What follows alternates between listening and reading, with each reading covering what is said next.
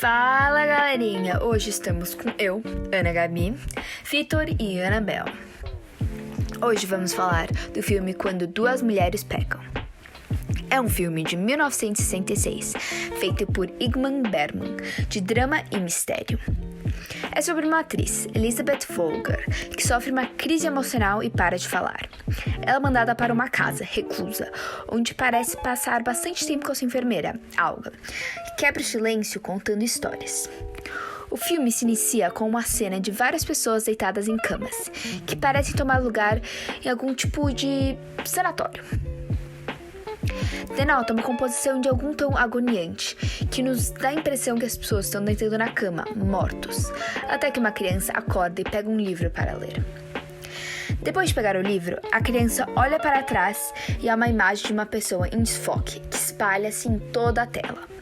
A criança abre as mãos e toca na imagem, como se fosse uma parede, e possui algum tipo de conexão forte com ela, como se fosse ela mais adulta ou algum familiar importante.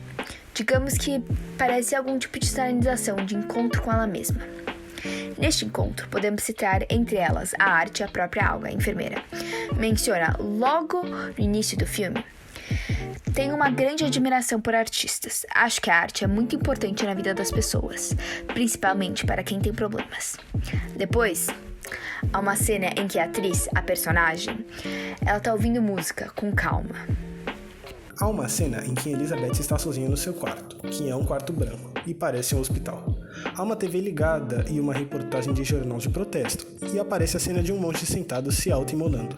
Elizabeth se assusta, encolhendo-se para o canto do quarto e entra em pânico. Tudo indica que essa cena foi inspirada a partir do monge budista Mahayana, que durante uma manifestação política religiosa ateou fogo em seu próprio corpo na cidade de Saigon, em 1963, 3 anos antes da data de lançamento do filme. Em uma análise mais complexa, poderíamos dizer que essa cena mostra as dificuldades da personagem em lidar com diversas questões do mundo dentro de si e poderia também ter sido uma crítica à fé. Enquanto isso, Elizabeth indica sinais de ansiedade em linguagem corporal, por exemplo, quando está cortando a maçã e tremendo as mãos. O hospital não acredita que Elizabeth tem razões de continuar lá, e uma médica conversa com Elizabeth jogando na mesa as cartas das inseguranças da atriz, que é a falsidade perante o mundo de exposição. Elizabeth se sente massacrada por dentro e não quer expor seus sentimentos, já que, abre aspas, cada tom de voz é uma mentira, cada gesto é falso, fecha aspas. E parece que por esta razão, Elizabeth parou de falar. Diz a médica que a realidade é diabólica e que Elizabeth pode simplesmente se fechar para o mundo e não precisa dizer nada. É uma grande luta, abre aspas. O que você é com os outros e o que você realmente é, fecha aspas. Elizabeth tem medo do mundo real, que ficou impregnado na cabeça dela com um grande trauma, os seus conflitos internos mal trabalhados. A irmã Alga, enfermeira, e Elizabeth vão para uma casa de praia onde passam muito tempo juntas, e se parece que lá a verdadeira jornada do autoconhecimento acontece. Desde que Elizabeth parou de falar, parece um grande gesto de internalização da personagem, o medo de externalizar e a entrada em estado observatório, e a ida para casa liberou também que a enfermeira falasse da vida dela e repensasse seus próprios processos. As duas se encaixam nas próprias necessidades. Alga descobre que Elizabeth está analisando ela e se sente usada, estourando com Elizabeth, perdendo também seu controle emocional. As duas se encaixam, mas não se entendem empaticamente. Talvez uma dificuldade enorme de lidar com si próprias causa dificuldade de lidar com o outro, como um tipo de espelho.